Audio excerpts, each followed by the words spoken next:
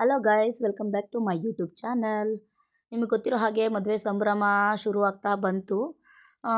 ಎಲ್ಲರೂ first preparation ಮಾಡೋದು ಮದುವೆದು ಅಂತ ಅಂದರೆ ಇನ್ವಿಟೇಷನ್ ಕಾರ್ಡಿಂದನೇ. ಸೊ ನಾವು ಇದಕ್ಕೂ ಮುಂಚೆನೇ ಇನ್ವಿಟೇಷನ್ ಕವರ್ ಎಲ್ಲ ಮಾಡಿದ್ದೋ, ಬಟ್ ಅದು ವೀಡಿಯೋ ಮಾಡೋಕ್ಕಾಗಿರಲಿಲ್ಲ. ರಿಲೇಷನ್ ಕೊಡೋವೆಲ್ಲ ಆದೋ, ಇನ್ನು ಸ್ವಲ್ಪ ಶಾರ್ಟೇಜ್ ಆಗಿತ್ತು ಅಂದ್ಬಿಟ್ಟು ಊರವ್ರಿಗೆ ಕೊಡೋದಕ್ಕೆ ಅಂದ್ಬಿಟ್ಟು ಮತ್ತೆ ಪ್ರಿಂಟ್ ಹಾಕ್ಸ್ಕೊಂಡು ಬಂದಿದ್ದ. ನಾವು ಊರವ್ರಿಗೆಲ್ಲ ಕೊಡೋದು ಏನಂತ ಅಂದರೆ, ಇನ್ನೊಂದು 2 ಡೇಸು ಮದುವೆ ಐತೆ ಅನ್ನಂಗೆ ನಾವು ಊರವ್ರಿಗೆಲ್ಲ ಹಂಚೋದು. ಸೊ ಹಾಗಾಗಿ ಇನ್ನು 2 ಡೇಸು ಮದುವೆ ಇರೋದ್ರಿಂದ ಎಲ್ಲ ಸೇರ್ಕೊಂಡು ಬೇಗ ಮಾಡೋಣ ಅಂತ ಅದು ಇನ್ವಿಟೇಷನ್ ಪ್ರಿಂಟ್ ಹಾಕ್ಸ್ಕೊಂಬಂದಿದ್ದು ಲೇಟ್ ಆಯಿತು. ಸೊ ಇನ್ವಿಟೇಷನ್ ಕಾರ್ಡೆಲ್ಲ ನಾವು ಕವರ್ ಮಾಡಿ ಮುಗಿಸ್ದೋ, ತಿಂಡಿ ತಿಂದುಬಿಟ್ಟು ಕೂತ್ಕೊಂಡು.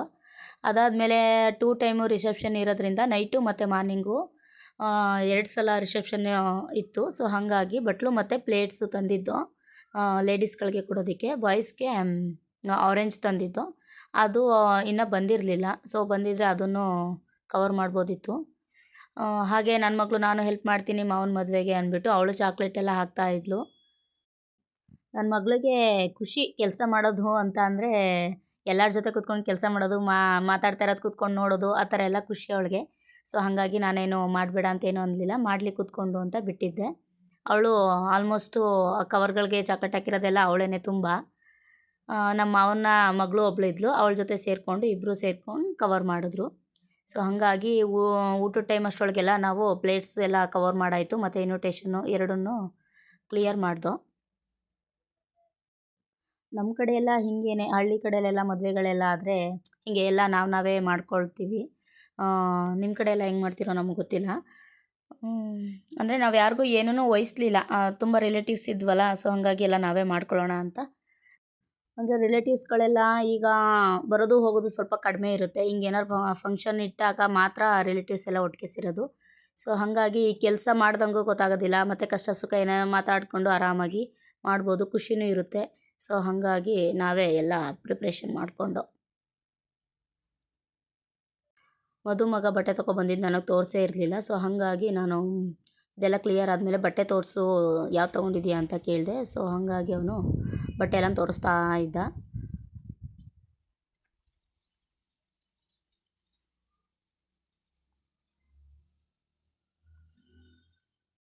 ನನ್ನ ಮಗಳಿಗಂತೂ ಫುಲ್ ಖುಷಿ. ಮನೆ ತುಂಬ ರಿಲೇಟಿವ್ಸ್ ಇದ್ದಾರೆ, ಮಕ್ಕಳಿದ್ದಾರೆ ಆಟ ಆಡೋದಕ್ಕೆ ಅಂದ್ಬಿಟ್ಟು ಫುಲ್ ಎಲ್ಲರ ಜೊತೆನೂ ಎಂಜಾಯ್ ಮಾಡ್ಕೊಂಡು ಕೂತಿದ್ಲು. ನನ್ನ ಹತ್ರ ಅಂತೂ ಬರ್ತಾನೆ ಇರಲಿಲ್ಲ ಫಂಕ್ಷನ್ ಮುಗಿಯೋ ತನಕನೂ. ನೆಕ್ಸ್ಟು ಎಲ್ಲ ಮುಗಿಸ್ಕೊಂಡು ಕೆಲಸ ಎಲ್ಲ ಮುಗಿಸಿ ಊಟ ಮುಗಿಸಿ ಅವನು ನಮ್ಮ ಬ್ರದರ್ ಶಾಪ್ಗೆ, ಜ್ಯುವೆಲರಿ ಶಾಪ್ಗೆ ಹೋಗೋಣ, ಸ್ವಲ್ಪ ಜ್ಯುವೆಲರಿ ತೊಗೋಬೇಕು ಅಂದ್ಬಿಟ್ಟು ಹಂಗೆ ಹೋದೋ. ಆ್ಯಕ್ಚುಲಿ ಮದುವೆ ಗಂಡು ರೆಸ್ಟ್ ಮಾಡಬೇಕು, ನಾವು ರೆಸ್ಟ್ ಮಾಡೋಕ್ಕೆ ಬಿಡ್ತಿರ್ಲಿಲ್ಲ. ಒಂದು ಅಲ್ಲಿಗೆ ಇಲ್ಲಿಗೆ 500 ಮೀಟರ್ ಇರ್ಬೋದು ಅಷ್ಟೇ. ಅಂದರೆ ಅವನು 2 ಕಡೆಯಿಂದನೂ ಖರ್ಚು ಹಾಕೊಂಡು ಅವನೇ ಮದುವೆ ಮಾಡ್ಕೋತಿದ್ದಾನೆ. ಸೊ ಹಾಗಾಗಿ ಓಡಾಟ ಜಾಸ್ತಿ, ಎಲ್ಲ ಅವನ ಮೇಲೆ ಜವಾಬ್ದಾರಿ ಇರೋದ್ರಿಂದ ಓಡಾಡಿಕೊಂಡು ಮಾಡ್ತಾಯಿದ್ದ. ನಾವು ಬಿಡ್ದೇ ಬಾಬಾ ಅಂತ ಕರ್ಕೊಂಡು ಬಂದು. ಅವ್ನಿಗೆ ಆ್ಯಕ್ಚುಲಿ ಮನೇಲಿ ಇರೋದಕ್ಕೆ ಇಷ್ಟ ಇಲ್ಲ, ಜಾಸ್ತಿ ಓಡಾಡೋದು ಇಷ್ಟ ಅವನಿಗೆ. ಕರೆದಿದ್ದ ತಕ್ಷಣ ಬಂದ ಕರ್ಕೊಂಡು ಎಲ್ಲರನ್ನೂ. ಹಾಗೆ ವರ್ಕ್ ಮಾಡೋ ಹುಡುಗಿನೂ ಬಂದಿತ್ತಲ್ಲ, ಶಾಪು ಬೇರೆ ಓಪನ್ ಮಾಡಿರಲಿಲ್ಲ ತುಂಬ ದಿನದಿಂದ. ನನಗಂತೂ ನೀರು ಅಲ್ಲಿದು ಇಲ್ಲಿದು ಎಲ್ಲ ಮಿಕ್ಸ್ ಆಗಿ ಗಂಟ್ಲು ಕಟ್ಕೊಂಡ್ಬಿಟ್ಟಿದೆ, ವಾಯ್ಸಂತೂ ಕ್ಲಿಯರಾಗೇ ಬರ್ತಿರಲಿಲ್ಲ.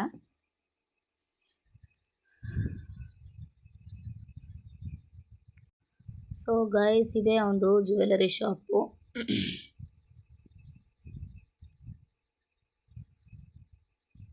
ಎಷ್ಟು ಒಂದು ವೀಕೆ ಆಗಿತ್ತೇನೋ ಓಪನೇ ಮಾಡಿರಲಿಲ್ಲ. ಇವತ್ತು ಆ ಹುಡುಗಿ ಬಂದಿರೋದ್ರಿಂದ ಅವನು ಓಪನ್ ಮಾಡೋಕ್ಕೆ ಬಂದ ಶಾಪ್ನ. ಸೊ ಹಾಗೆ ನಾವು ತೊಗೋಬೇಕಿತ್ತಲ್ಲ, ಯೂಸ್ ತೊಗೊಬಿಡೋಣ ಅಂತ ಬಂದು. ಇವ್ರು ನಮ್ಮ ಚಿಕ್ಕಮ್ಮ. ಇವರು ಕಾಲ್ ಚೈನ್ ಏನೋ ಬ್ಲ್ಯಾಕ್ ಆಗಿಬಿಟ್ಟಿತ್ತು, ಈಗ ಇಮಿಡಿಯೇಟು ವಾಶ್ ಮಾಡೋಕ್ಕಾಗಲ್ಲ ಅಂತ ಹೊಸದನ್ನೇ ತೊಗೊಬೇಕು ಅಂತ ಬಂದರು. ನೋಡಿ ಗೈಸ್, ಯಾರಾದರೂ ಗೋಲ್ಡ್ ಮಾಡಿಸ್ಬೇಕು ಅಂತ ಅಂದರೆ ಬೇಕಾದ್ರೆ ಮಾಡಿಸ್ಕೋಬೋದು. ಏನಕ್ಕಂತ ಅಂದರೆ ಇವನೇ ಪ್ರಿಪೇರ್ ಮಾಡೋದು ಗೋಲ್ಡು.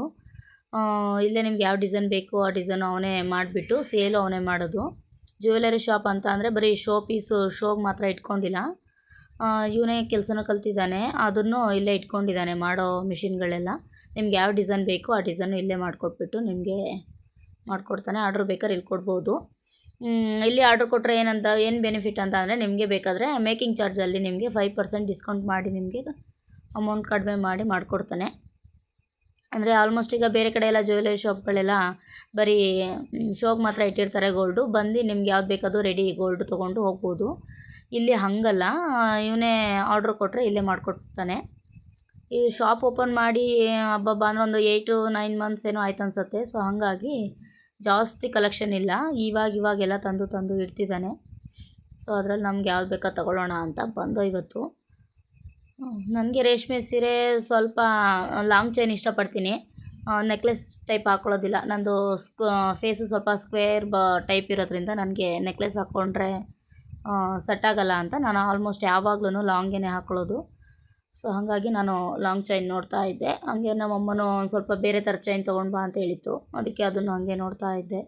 ಇನ್ನು ನಮ್ಮ ಹುಡುಗರುಗಳು ಬೇರೆ ಬೇರೆ ಬೇಕು ಅಂತ ಬೆಳ್ಳಿದು ಎಲ್ಲ ನೋಡ್ತಾಯಿದ್ರು.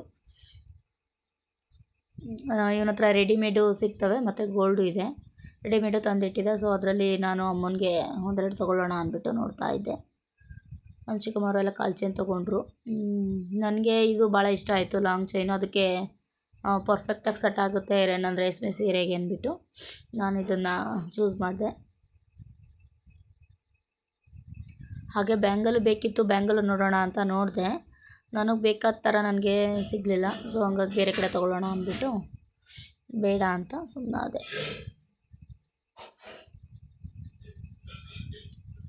ಅಂದರೆ ಸ್ವಲ್ಪ ನನ್ನ ಸ್ಯಾರೀಲಿ ದಾರೆಗೆ ಹಾಕೊಳ್ಳೋ ಸ್ಯಾರಿ ಸ್ವಲ್ಪ ವೈಟ್ ಮಿಕ್ಸ್ ಆಗಿತ್ತು, ಸ್ವಲ್ಪ ಮುತ್ತೆಲ್ಲ ಮಿಕ್ಸ್ ಇರುತ್ತಲ್ಲ, ನನಗೆ ಆ ಥರ ಬೇಕಿತ್ತು.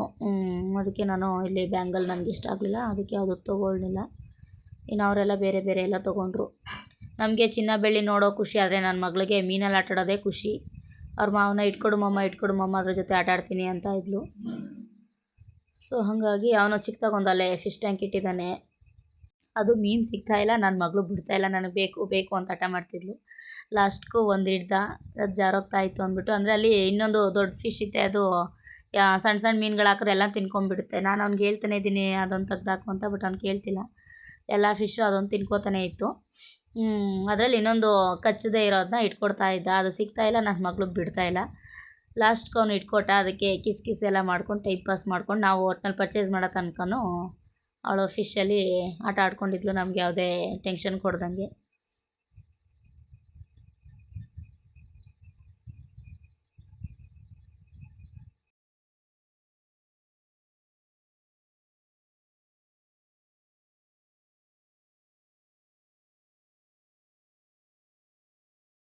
ಇಲ್ಲಿ ಅಲ್ದೇ ನಾವು ಬೇರೆ ಶಾಪಲ್ಲೂ ಬೇರೆ ಏನಾದ್ರು ಸ್ಟಿಕ್ಕರ್ ಅದು ಇದು ಬ್ಯಾಂಗಲ್ಗಳೆಲ್ಲ ತೊಗೋಬೇಕು ಅಂದ್ಬಿಟ್ಟು ನಮ್ಮ ರಿಲೇಟಿವ್ ಅಲ್ಲಿ ಬೇರೆ ಶಾಪ್ಗಳಿಗೆಲ್ಲ ಕರ್ಕೊಂಡೋದ್ರು. ಅಲ್ಲೆಲ್ಲ ಮಾಡಿ ಮುಗಿಸಿ ಮನೆಗೆ ಹೋಗೋಷ್ಟರೊಳಗೆ ಸಂಜೆ ಆಗೋಯ್ತು.